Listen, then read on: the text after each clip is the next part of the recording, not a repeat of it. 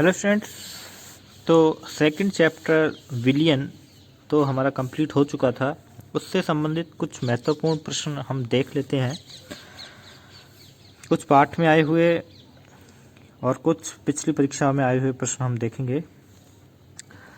एक पहला ही प्रश्न ये है, प्रतिलोम प्रासरण को परिभाषित कीजिए। ये टॉपिक हमने नोट्स में डिस्कशन नहीं किया, इसका मैंने क्वेश्चन बना के आगे लिख दिया है। तो हम समझते हैं कि प्रतिलोम प्रासरण क्या होता है। जैसा कि हमें पता है प्रासरण क्या होगा, जब दो अलग अलग सांद्रताओं के विलयन को अर्धपारगम्य झिल्ली द्वारा पृथक कर दिया जाता है तो कम सांद्रता वाले विलयन से विलायक के कण अर्धपारगम्य झिल्ली द्वारा अधिक सांद्रता वाले विलयन की ओर गमन करते हैं। यह प्रासरण होता है और नाम है प्रतिलोम प्रासरण।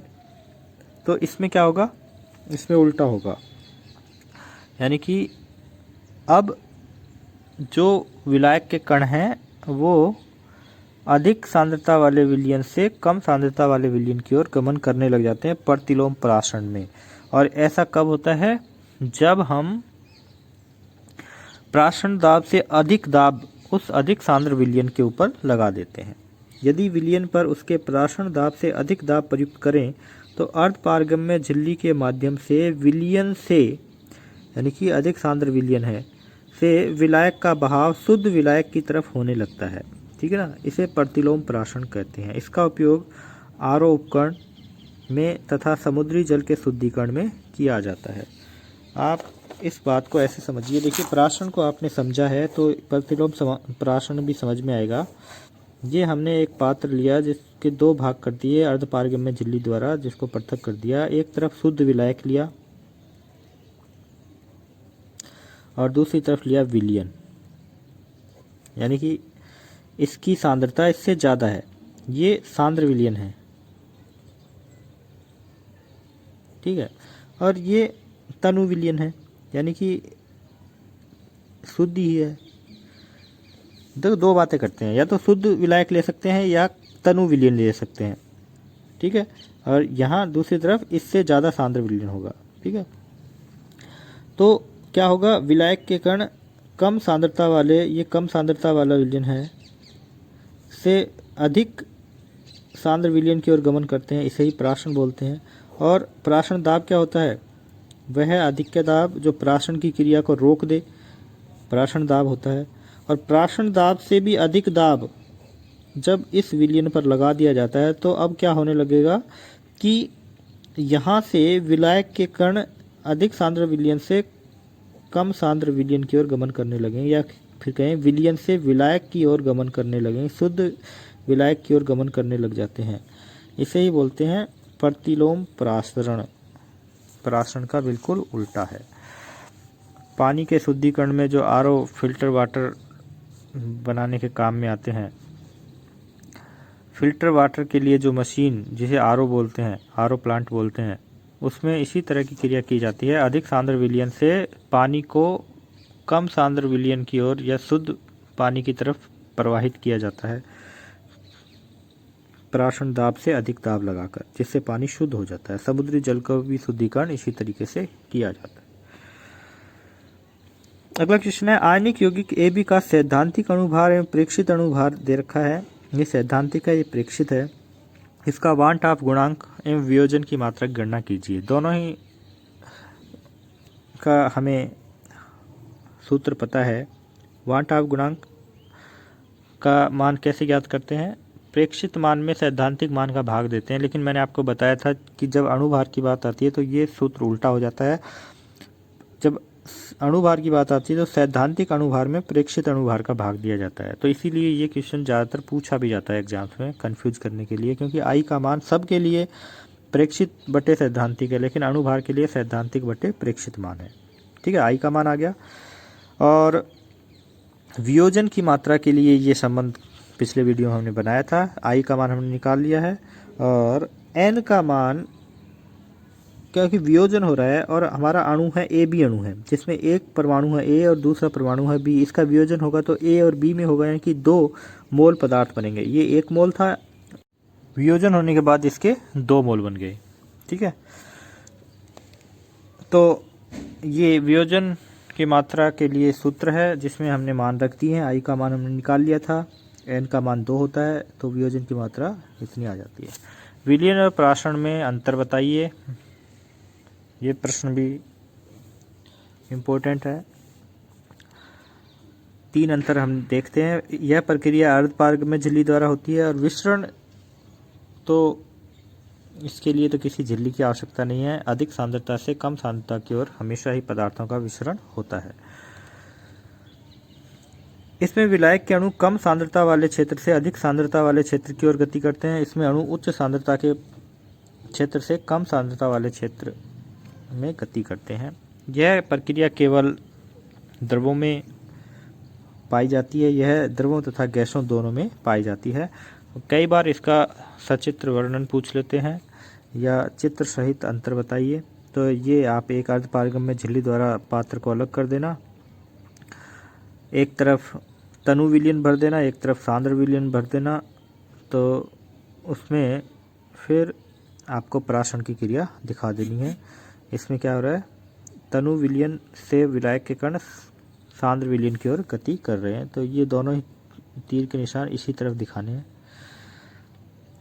इस विलयन का तल बढ़ गया है, इस तरफ जो विलयन है उसका तल बढ़ा हुआ दिखाना है, क्योंकि ये प्राशन की क्रिया इसी तरफ हो रही है। ठीक है। और विसरण के लिए हम क्या कर रहे हैं, पानी में कॉपर सल्फेट डाल रहे हैं। डाला था तब ये नीचे जाके बैठा, तो एक यहाँ सांद्र था विलयन और यहाँ तनु था, लेकिन जैसे जैसे विसरण हुआ, यानी कि यहाँ से कॉपर सल्फेट घुलना शुरू हुआ, तो पूरे विलयन में एक जैसा ही रंग हो गया, नीले रंग का विलयन हो गया है, यानी कि समांग कॉपर सल्फेट का विलयन बन गया है। ठीक है, इस तरह से दिखा देना, कॉपर सल्फेट दिखा दो या फिर पोटेशियम परमैंगनेट का उदाहरण देकर भी हम इसको समझा सकते हैं। कुछ परीक्षाओं में आए हुए प्रश्न भी हैं, वो देख लेते हैं, जिसमें महत्वपूर्ण प्रश्न कौन कौन से हैं वो भी हम देखेंगे। प्राशन की परिभाषा लिखिए, हम बार बार बात कर चुके हैं। वह प्रक्रिया जिसमें विलायक के कण अर्धपारगम्य झिल्ली से होते हुए निम्न सांद्रता वाले विलयन से उच्च सांद्रता वाले विलयन की ओर स्वतः प्रवाहित होते हैं, प्राशन कहलाती है। ठीक है, हमने कुछ नहीं किया, हमने सिर्फ झिल्ली लगाई थी, बाकी का काम अपने आप ही हो रहा है। दूसरा है एक न्यूमेरिकल है, प्राशन दाब ज्ञात करना है, और ऐसा ही सेम ही क्वेश्चन हम पहले भी देख चुके हैं नोट्स में। और देखिए, प्राशन दाब ज्ञात करने के लिए 3 हमने सूत्र बनाए थे। कौन सा सूत्र अप्लाई होगा वो हमें बताएगा कि हमें विलयन की सांद्रता दे रखी है, या विलयन का आयतन दे रखा है, या फिर विलेय की मात्रा दे रखी है। ठीक है, तो यहाँ पर पाई बराबर CRT वाला सूत्र लगेगा, क्योंकि यहाँ C यानी कि सांद्रता का मान दे रखा है। R का मान आपको हमेशा मिलेगा उसमें, या फिर R का मान ये आप याद ही कर लो, क्योंकि प्राशन दाब के लिए R का मान यही हमेशा यूज में आएगा। ये प्रश्न आया हुआ है, स्थिर क्वांति मिश्रण की परिभाषा। ये सारे ही एग्जाम्स में आए हुए क्वेश्चन हैं, और देखिए 2 बार रिपीट हुआ है, 19 में भी और 18 में भी। स्थिर क्वांति मिश्रण की परिभाषा लिखिए, यानी कि ऐसा मिश्रण जिसका क्वथनांक स्थिर होता है। 2 पदार्थों के मिश्रण से बना ऐसा विलयन जिसका क्वथनांक निश्चित होता है, और द्रव और वाष्प अवस्था में पदार्थ का संगठन भी समान रहता है। ये न्यूमेरिकल देखिए 2019 में आया था, और इसमें भी प्राशन दाब ज्ञात करना था। तो देखिए इसमें अलग क्या है, हमें प्राशन दाब ज्ञात करना है। 3 सूत्र हमें पता है कि प्राशन दाब के होते हैं, और इसमें हमें पता चल गया था कि जैसे कि मैं बता रहा हूँ बार बार कि सांद्रता दे रखी थी, तो सीधा ही पाई बराबर CRT सूत्र रखना था, और यही करके आगे आई का मान नहीं निकाला। तो देखिए क्वेश्चन को पूरा पढ़िए, अगर ये सिर्फ प्राशन दाब का नॉर्मल फॉर्मूला पूछ रहा होता तो फिर इतना सब देने की ज़रूरत नहीं थी कि वियोजन कितना हुआ है, अणुसूत्र क्या है। जैसे कि ऊपर दिया था यूरिया वाला, ये एक ही लाइन में ये क्वेश्चन पूरा हो गया, तो इसमें इतना बड़ा देने की क्या ज़रूरत थी। तो आप समझ रहे होंगे कि मैं क्या कह रहा हूँ, कि वियोजन या संगुणन शब्द जब आ जाता है और प्राशन या कोई भी फॉर्मूला अप्लाई करवा रहा है, और वियोजन या संगुणन शब्द आ रहे हैं तो आई का मान ज्ञात करना जरूरी होता है। तो देखिए 92% वियोजित हो गई है, इस पोटेशियम फेरोसाइनाइड है, ये 92% वियोजित हो गया है। तो आई का मान ज्ञात करना है, और आई के मान को ज्ञात, वियोजन की मात्रा के साथ आई का ये संबंध हमने पिछले वीडियो में देखा ही था। तो यहाँ एल्फ़ा की मात्रा दे रखी है 52% है, 1 माइनस एल्फ़ा 92/100, 52 नहीं 92% है, ठीक है। और शायद आपने अगर ये नोट्स में गलत कर रखी है तो उसे करेक्ट कर लेना, क्योंकि ये दो अलग अलग क्वेश्चंस इसमें मिक्स हो गए थे। बुक में भी है सेम यही प्रश्न और परीक्षा में भी आया था, तो उस हिसाब से ये मिक्स हो गए थे वैल्यूज। तो अगर आपने गलत कर रखी है तो क्वेश्चन के हिसाब से हम यहाँ करेंगे। तो 92 है तो 92 ही करो यहाँ पे। यहाँ भी यहाँ n का मान क्या आएगा ये देखना महत्वपूर्ण है। जब इसका वियोजन होगा K4FeCN6, तो देखिए 4 तो पोटेशियम के आयन बनते हैं और एक ये संकुल आयन होता है, ये पूरा का पूरा 1 है और ये 4 हैं, तो टोटल n का मान कितना हो गया, 5 हो गया। तो यहाँ ये कन्फ्यूजन रहता है कि n का मान कैसे आता है। वियोजन हुआ है तो कितने आयन बने हैं वही n का मान है, ठीक है। तो यहाँ से I का मान आ जाता है, बाकी सारी वैल्यूज दे रखी हैं। C का मान दे रखा है, T का मान दे रखा है, तो T का मान केल्विन में चेंज कर लेंगे तो पाई का मान आ जाएगा। तो यहाँ यही देखना था कि I का मान कैसे निकालते हैं, उसके लिए ये सूत्र पता होना चाहिए कि एल्फ़ा वियोजित हुई मात्रा और n एल्फ़ा बने तो इनका जोड़ ही क्या मान है, प्रेक्षित मान है। और सैद्धांतिक मान 1 होता है तो 1 का भाग देंगे तो यही मान आएगा। तो ये आई के वैल्यू ज्ञात करने का ये सूत्र हो गया।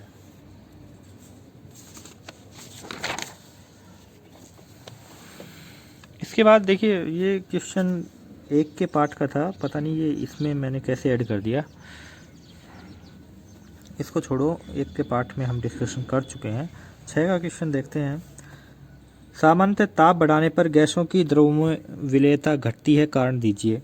ताप बढ़ाने पर गैसों की द्रव में विलेयता घटती है, कारण गतिज ऊर्जा है, गतिज ऊर्जा बढ़ेगी तो विलेयता कम होगी। अगला क्वेश्चन है 5% W/V NaCl के 200 ml विलयन बनाने हेतु कितने ग्राम NaCl की आवश्यकता होगी। इस तरह का क्वेश्चन मैं आपको अच्छे से समझा चुका हूँ क्लास में भी, कि आपको पूछा है कि पहले आप इसके लिए सूत्र लिख लीजिए, द्रव्यमान आयतन प्रतिशतता ज्ञात करने का सूत्र लिख लीजिए और देखिए कि उस सूत्र में क्या क्या मान दे रखे हैं और क्या पूछा है। ये मान पूछा है, ये मान दे रखे हैं, तो ये वैल्यूज रख दी है। तो WB पूछा है तो या W लिख दो, WB लिख दो, तो ये मान हमें कैलकुलेट करना है, ठीक है ना। 10 ग्राम NaCl की आवश्यकता होगी।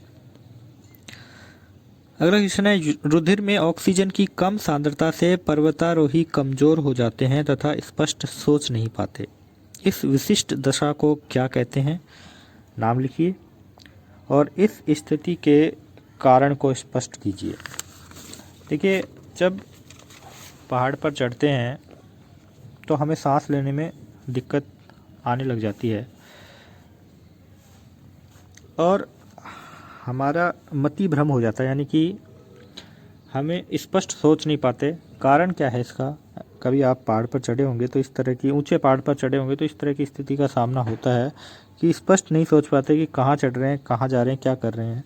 कारण है कि मस्तिष्क में ऑक्सीजन की कमी हो जाती है। देखिए हम जब पृथ्वी पर रहते हैं या ज़मीन पर रहते हैं तो एक विशेष दाब के द्वारा, जो वायुमंडलीय दाब है, उस दाब के द्वारा ऑक्सीजन हमारे ब्लड में घुली हुई रहती है। जैसे ही ऊपर जाएंगे दाब कम होगा, ऑक्सीजन की मात्रा भी कम होती चली जाएगी ब्लड में। इस विशेष स्थिति को एनोक्सिया कहते हैं। ऑक्सीजन का आंशिक दाब कम होता है ऊंचाई पर जाने पर, जिससे पर्वतारोही के रुधिर एवं ऊतकों में O2 की सांद्रता कम हो जाती है, जिसके कारण एनोक्सिया की स्थिति बन जाती है। तो ऑक्सीजन रुधिर में कम होगी, एनोक्सिया की स्थिति बनेगी और हमारे सोचने समझने की क्षमता में बहुत प्रभाव पड़ता है, अंतर आ जाता है जब ऊपर चढ़ते हैं। धीरे धीरे आदत पड़ जाती है जिन लोगों को, जिन पर्वतारोहियों को। ज़्यादातर आपने देखा होगा कुछ तो ऑक्सीजन सिलेंडर साथ में लेकर जाते हैं जिससे ऑक्सीजन की कमी ना हो।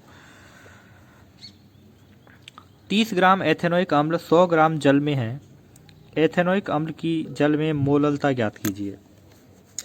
तो देखिए मोललता के लिए सूत्र लिख लेते हैं, जो कि न्यूमेरिकल्स के लिए तरीका है हमारा। सूत्र लिखा, क्या क्या मान है, सारे मान दे रखे हैं। विलेय का भार दे रखा है 30 ग्राम। अणु भार या मोलर द्रव्यमान या अणु भार एक ही बात है। ये नहीं दे रखा तो हम ज्ञात कर लेते हैं। एथेनोइक अम्ल के लिए 60 होता है। विलायक का भार दे रखा है 100 ग्राम, तो मोललता आसानी से आ जाती है। अगला क्वेश्चन है, बेंजीन में एथेनोइक अम्ल के लिए वांट ऑफ गुणांक का मान कितना होगा। तो देखिए यहाँ हमें तुलना करनी है, एथेनोइक अम्ल के प्रारंभ में कितने अणु थे और घुलने के बाद कितने अणु हो गए। तो हमें पता है कि बेंजीन में जब एथेनोइक अम्ल को मिलाते हैं तो उसमें एथेनोइक अम्ल के अणुओं का संगुणन होता है। मान लिया हमने एथेनोइक अम्ल के 2 मोल मिलाए, ठीक है, और जैसे ही बेंजीन में डाला तो 2 मोल आपस में जुड़कर 1 मोल हो गए, ठीक है, 1 मोल हो गए। तो वाट ऑफ गुणांक आई का मान क्या होता है, प्रेक्षित मान बटे सैद्धांतिक मान, ये सूत्र होता है। तो प्रेक्षित मान तो क्या होगा, 1 होगा, क्योंकि जब हमने बेंजीन में एथेनोइक अम्ल को मिलाया तो प्रेक्षण में आया कि 2 मोल के 1 मोल हो गए हैं। तो ये प्रेक्षण है, प्रेक्षण किया हमने। और सैद्धांतिक रूप से यानी कि क्या होना चाहिए, क्या चाहिए था कि 2 मोल मिलाए हैं तो 2 ही मोल होने चाहिए थे उसमें, तो ये सैद्धांतिक मान है। हमारे अनुसार ऐसा होना चाहिए था, लेकिन प्रेक्षण में ये आया है क्योंकि संगुणन हुआ है। तो इसका मतलब आई का मान कितना हो गया, 0.5 हो गया। समझ गए बात को। कच्चे आम को सांद्र लवणीय विलयन में रखे जाने पर क्या होता है। सांद्र लवणीय विलयन में रखने पर कच्चा आम बहिःप्राशन के कारण जल को बाहर निकाल देता है एवं संकुचित हो जाता है।